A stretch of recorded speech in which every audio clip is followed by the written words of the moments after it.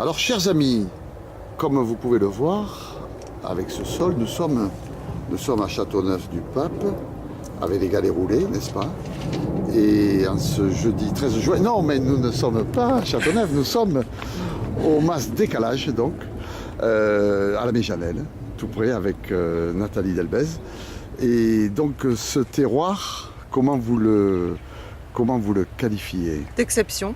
D'exception. C'est-à-dire que c'est une espèce de petite enclave, on va dire, aux portes de Montpellier, à 6 km du cœur de Montpellier, coteau de la Méjanel, donc flanqué entre les villages de Saint-Onès, Castelnau et Montpellier, où le Rhône, il y a des millions d'années, a déposé ces galets roulés que vous voyez. Rhône? Le Rhône, tout à fait, avec des affluents, donc des millions d'années, je ne vais pas vous donner les chiffres exacts, c'était un affluent du Rhône qui a déposé les mêmes galets roulés qu'on retrouve, Gigondas, Châteauneuf, etc. Et c'est vraiment sur une partie très localisée des coteaux, de ce coteau. D'accord. Et est-ce qu'on arrive à retrouver donc des caractéristiques des vins donc, de Châteauneuf? Oui, à la différence près que là il y a un problème de climatologie, je pense, c'est-à-dire que Châteauneuf est en plein dans les terres et que nous on a quand même les influences marines qui viennent adoucir notre climat. Alors effectivement on a des vents forts, Mistral, Tramontane, etc. Mais on a les influences marines qu'il n'y a pas dans le Châteauneuf notamment. D'accord. Alors ce qui est assez extraordinaire, et vous le soulignez, on est très près de l'autoroute de Montpellier. Malheureusement, Gramont, le Zénith, donc, qui est un peu plus loin par là-bas. On est vraiment au cœur de Montpellier, au cœur de tout ce qui se passe, et finalement c'est quand même très calme, et c'est une petite enclave.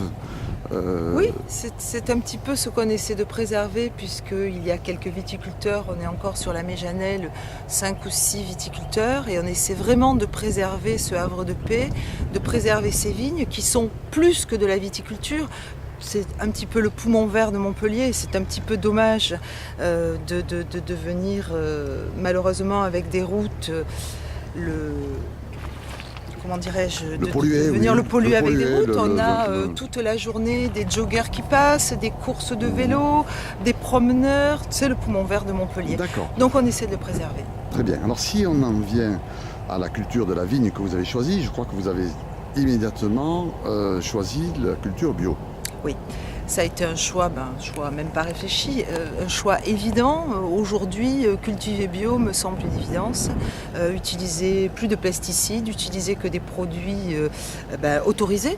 Donc toutes les vignes, les 17 hectares sont en raisin issu de l'agriculture biologique. Et lorsque le vin également, bien sûr, puisque j'ai obtenu l'agrément Écossaire là il y a 2 mois, j'ai poursuivi un petit peu la démarche, enfin plus qu'un petit peu, dans le vin également. D'accord. Et là, tout le domaine est cultivé en bio? Oui. D'accord. Alors, vous nous parliez de la floraison.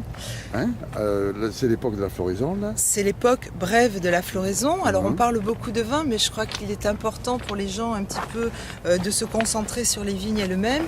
Et c'est un moment absolument délicieux quand on travaille dans les vignes et qu'on essaie de sentir, ne serait-ce que, donc les grappes qui vont devenir fruits, qui vont devenir raisins et qui fleurissent depuis une semaine, 15 jours maintenant et qui ont une odeur absolument délicieuse. Donc je vous invite à, quand vous passez dans des vignes en ce moment et pas beaucoup plus tard, à venir sentir ces odeurs merveilleuses. D'accord, comment on pourrait la qualifier, cette odeur, c'est très délicat effectivement? C'est très délicat, c'est un petit peu de la fleur blanche, des fleurs blanches un petit peu mêlées, des muguets, des lilas, des fleurs de printemps tout simplement qui embaument dans les jardins à l'heure actuelle.